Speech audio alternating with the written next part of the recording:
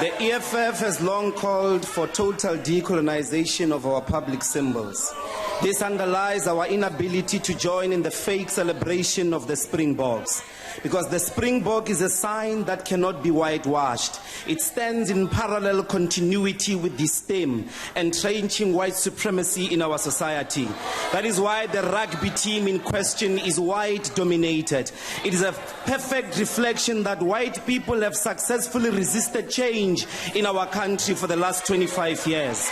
By definition, apartheid was always about creating a situation where black people live as though they are a minority in this country, when in fact we are a majority.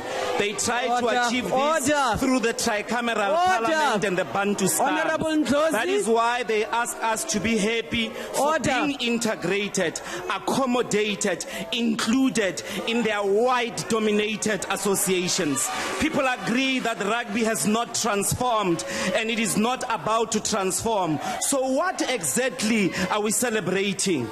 It is only us. Is it only us who remember that the Springboks' purity had been kept by creating an inferior team known as the Leopards in order to distinguish them from the lily-white Springboks? Who has recognized our black rugby heroes like Majola, Mjo, Tsotsobe, Makechana, Charles Mkweba, who scored a brilliant try for the Leopards against the visiting Springbok British Lions in 1974. Out there, people say what's happening is racial unity on the streets. But the truth is, out there is scores of black people extending their exploited, marginalized, scandalized, and brutalized humanity to a white-dominated team.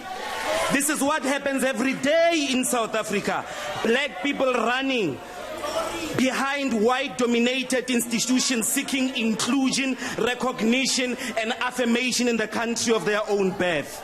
Our people have done this in 95. Our people have done this in 97. And in return, the white-dominated society has not opened itself up. Lepaletswe Mandela, he could not even make you accept change, white people.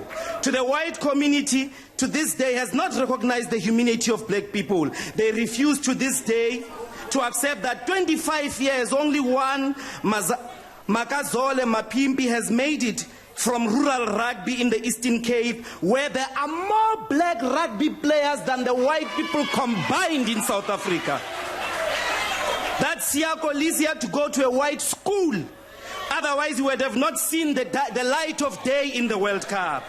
Why must we rally behind people who, when they are together, call us baboons?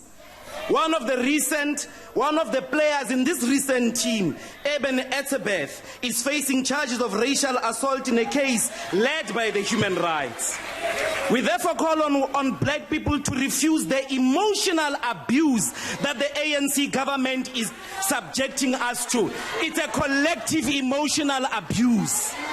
This racial parade is a complete emotional abuse of our people, and it is emotional abuse to a people who have given too many cheeks to racism, and they no longer have any other cheek to give anymore. No racial unity until the land comes back. No racial unity until equality in black people paid the same salaries as white people for doing the same job. No racial unity until the wealth of this country is shared by all who live in it. No racial unity until a rugby team rises that has black majority in it, like the country we live in.